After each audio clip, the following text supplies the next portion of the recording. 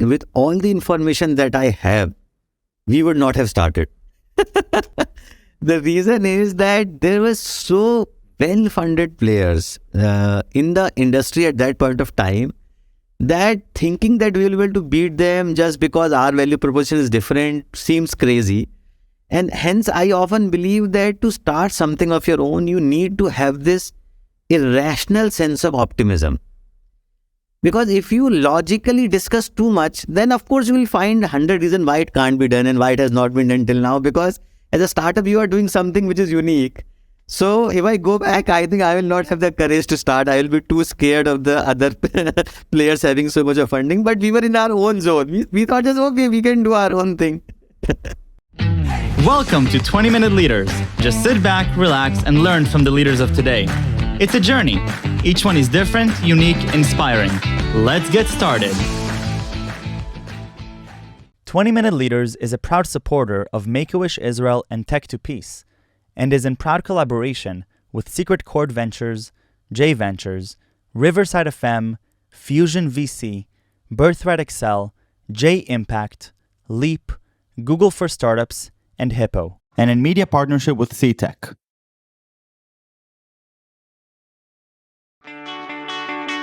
Amit Kumar, welcome to 20-Minute Leaders. Thank you so much for being here. How are you?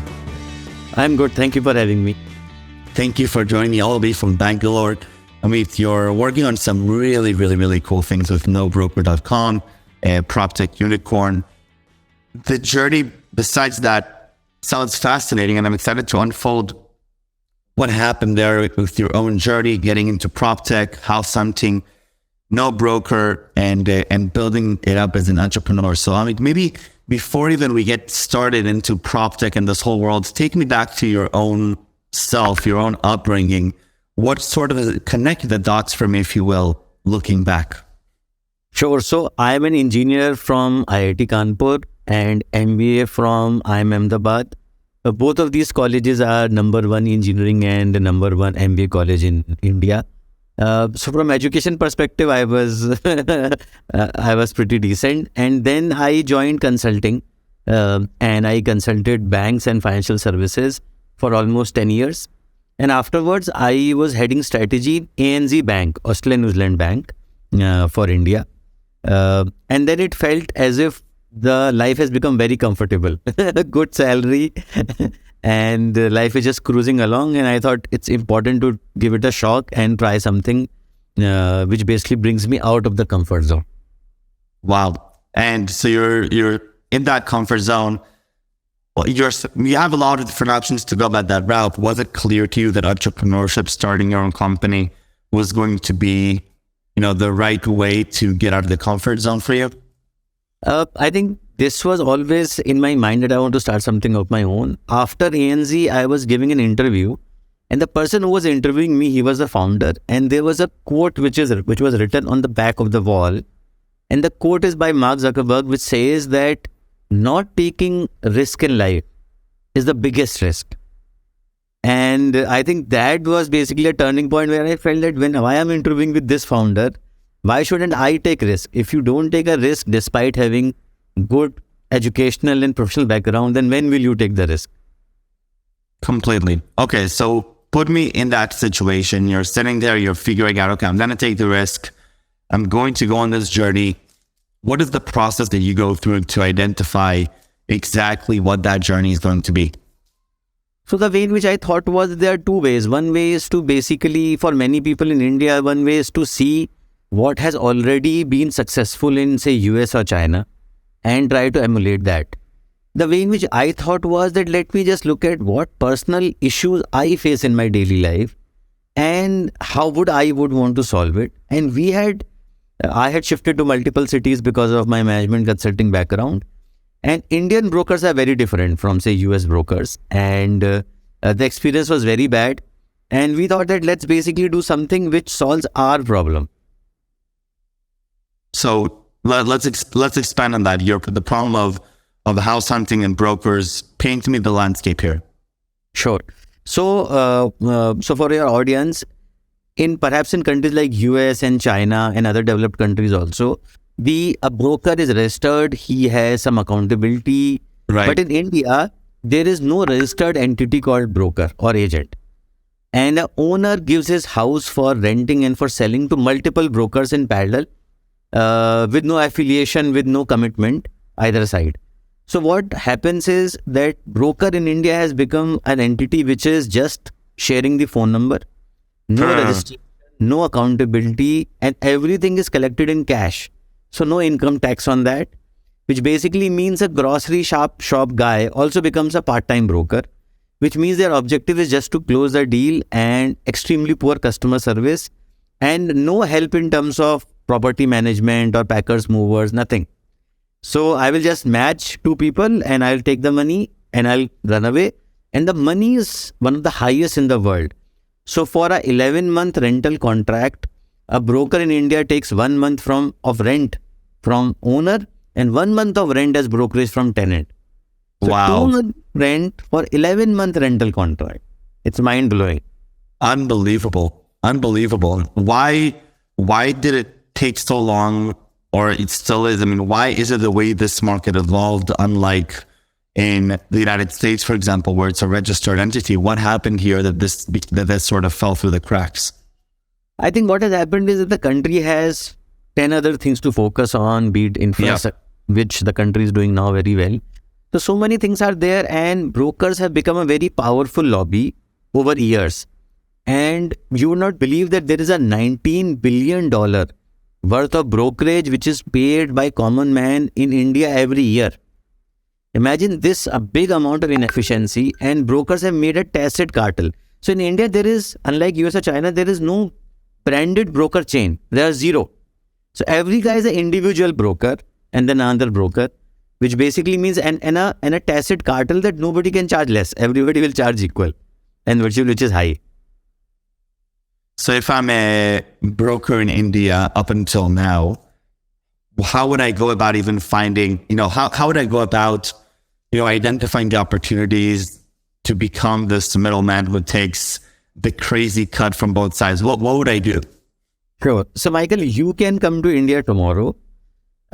Despite not being an Indian citizen, you just need a couple of phone numbers of owners and whose property is vacant for tenancy or for buy and sell.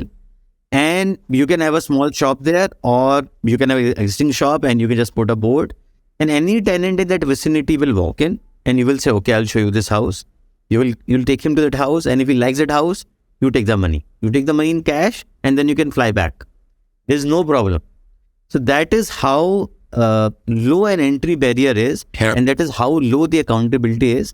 So all sort of spurious people have come into the business. There, of course, there are good brokers, but they are very few. A large amount of people have come for quick money. Wow. That's, okay, it sounds like quite a battle that you entered into. I can definitely see the opportunity. I can see the challenges. Let's talk about them. So as you're going into building NoBroker, what are you facing really, besides the fact that technologically you have to build it, the product has to be good. Okay, we'll talk about that in a second. But it sounds like there is some consumer behavior, there is some economics here that you're breaking and that you're disrupting, which probably has some unintended consequences that you have to deal with. How complicated is it?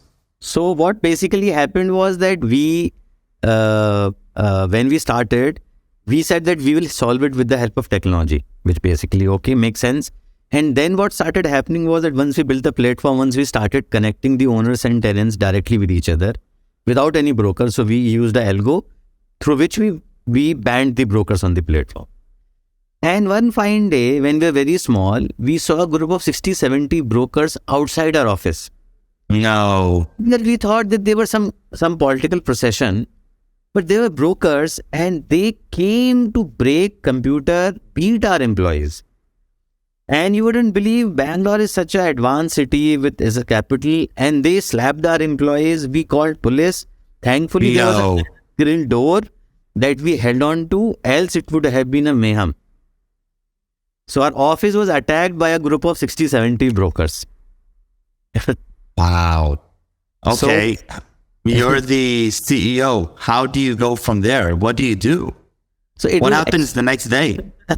so it's extremely difficult because the moment it happened, many of the female employees started crying, and we called police, but basically brokers then just went away, and the next day they again started coming. So what they started doing was they started chasing the female employees from the office towards their home. They damaged No. the motorbikes which people had parked. So it was horrible. And because many of the spurious elements have entered into this business, so they, in their mind, they thought they don't have a concept of cloud. So they thought that if they destroy the office, the company is destroyed. But you just take the laptop and move somewhere else. So then we basically changed the office almost overnight. We did not have any office, and we shifted to 2 temporary offices. And of course, the customer helpline, phone line had to be disconnected. And the brokers chased us in the night when we were taking the computers in the vehicle away from the office to know about our new address. That was the situation. Then we hid our office address from Google for next 5 years, because we did not. Even today, if you come to NoBroker office, there is no facade. Outside the building, we don't say NoBroker.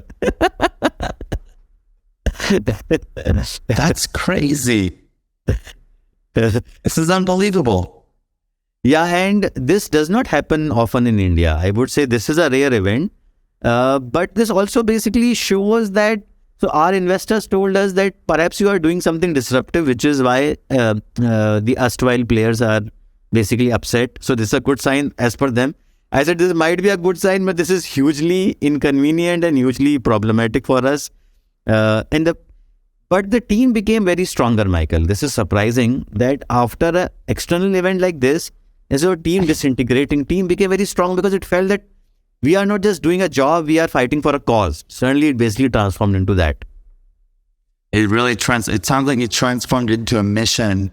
You got to witness what that mission is all about firsthand. And so I can only imagine what this may do to the employees there, which is quite incredible. Tell me a little bit about NoBroker and how you've built it. So connecting with the new tenants and the owners, taking out the brokers, and cutting the middlemen, and providing a more valid and more, I guess, intimate and real way for this whole transaction to happen. What was the thesis going into NoBroker's platform, and how does it look like? So what happens is that now, if you come on NoBroker platform, as an owner, you can post your property for free. As a tenant, as a buyer, you can come on NoBroker platform and you can contact a owner or seller directly without any middleman in between. We offer a freemium plan, so you can do it directly free of cost. And we have some value-added plans in which we highlight your property and we give you more contacts and so on, through which we make money. But broadly, what happens is that if you are paying a broker $300 of rental brokerage, now you end up paying $50. So we basically crashed the intermediation fees to 1/6. And buyers and tenants initially were very surprised that will I really be able to contact the property owner? Isn't there hidden fees? And we said no, because we don't have any physical people on the field. We have 0 people to click photos because owners only send us the photos. And we have only one office. We don't need to have physical presence everywhere. Everything is technology based. So the way in which Facebook connects content creators and content consumers, same way we basically create owners and seekers together. We don't create the content. We just enable to post it. But through this way, we have been able to disrupt the industry. Today, after 8 years, we have cumulative 20 million customers on the platform. And now the pace of growth is so massive that we are adding 7.5 million new customers per year. And we have raised funding from all top investors, Tiger Global from US, General Atlantic from US. So we have raised around $350 million till now. And we are the first proptech unicorn in the country. Unbelievable. If you're looking at it from first of all, congratulations on the whole journey. On the personal side, on the entrepreneurial side, it's inspiring. Were there some unintended consequences to cutting out the brokers from this chain? if you're looking at the disruption, besides the impact it's caused on yourself and your employees, were there some unintended consequences or some interesting, circumstances that evolved as a result of changing and disrupting these economics? I think two things, one from the customer side, one from our realization side. From customer side, I think we have been very blessed to get huge amount of praise from customers, because they, as an Indian, they always wanted to basically avoid a broker and deal with each other directly, but there was no way in earlier. So, and I think the testament is basically the customers who are coming. No matter how much funding you raise, you can never get 7.5 million new customer per year unless you are doing something which is helping the customers. Second thing is a realization, which is a positive unintended consequence. We realize that many of the other industries are also broken. For example, in India, the packers and movers is a very broken industry with very few branded players.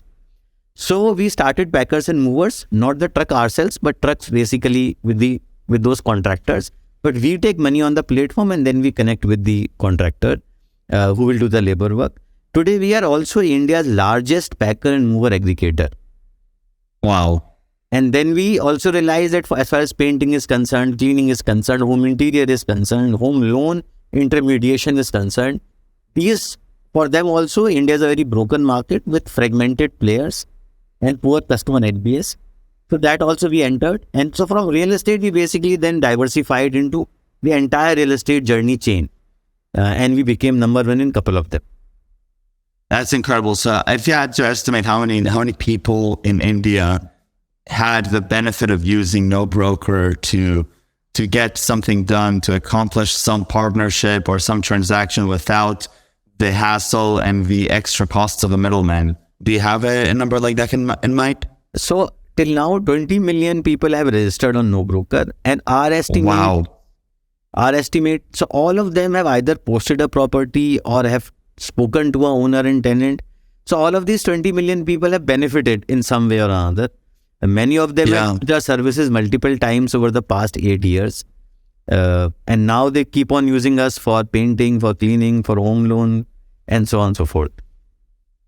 Do you have a mechanism for closing the feedback loop so that things can become more personal and more curated, or you can learn about consumer behavior, what works and what doesn't work? Yeah, so this is a very good question, Michael. So, for example, in US, I think the data is extremely updated. So what I'm told is that in US, if a deal happens on a particular street within California in this city, this data is available. But in India, it is not available. So in India, this data is opaque and the government doesn't publish this data. So we are the only platform in the country, because we don't take the transaction away. The broker takes the transaction away. So we are the only platform who has this data. So now we publish this data. We publish the price trends. So I think this was something which was not available before, but because we are doing the transaction, because we are the only, so today we are not the largest real estate platform in the country, but we are the largest customer to customer platform in the world. So there's no other platform in the world. There are, for example, Zillow and Trulia, they are B2C, broker to customer, but we are the only, and similarly Rightmove and Prime Location, say in UK, but we are the only customer-to-customer platform in the entire world who is so large. Great. That's pretty great. Walk me back to now, we started the show or this episode with you talking about, what, the why you entered this journey and why why this whole thing started.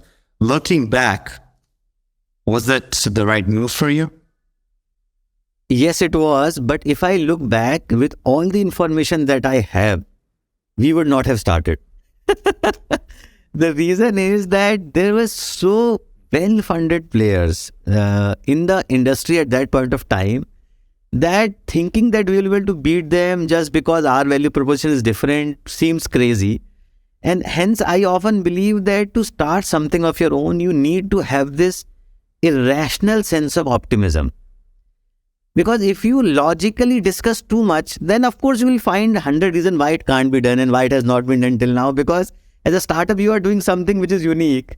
So if I go back, I think I will not have the courage to start. I will be too scared of the other players having so much of funding. But we were in our own zone. We thought just, okay, we can do our own thing. I love that. I really, really love that. What did you enjoy most about this journey so far? I think two things. One is the growth, because growth pumps you, it gives you more confidence and validates your effort. And second thing is working with the team. So I think every day when I come to office, I am very blessed to have an amazing team. We have now close to 4,000 people on the payroll, and out of which the top 100 people who run this company, they are extremely talented, best pedigree, very passionate, and having like 100 co-founders. So coming to office daily, talking to them, now it's a reverse motivation. It's them who basically inspire me. So that is the most interesting part. I love that. Amit, thank you so much for coming here and for sharing with me this journey. This is such an enjoyable and inspiring episode. I just love the stories. I love the motivation, and the journey itself was amazing. So thank you very, very much for being here, and best of luck with the remaining journey of NoBroker. Thanks a lot, Mike.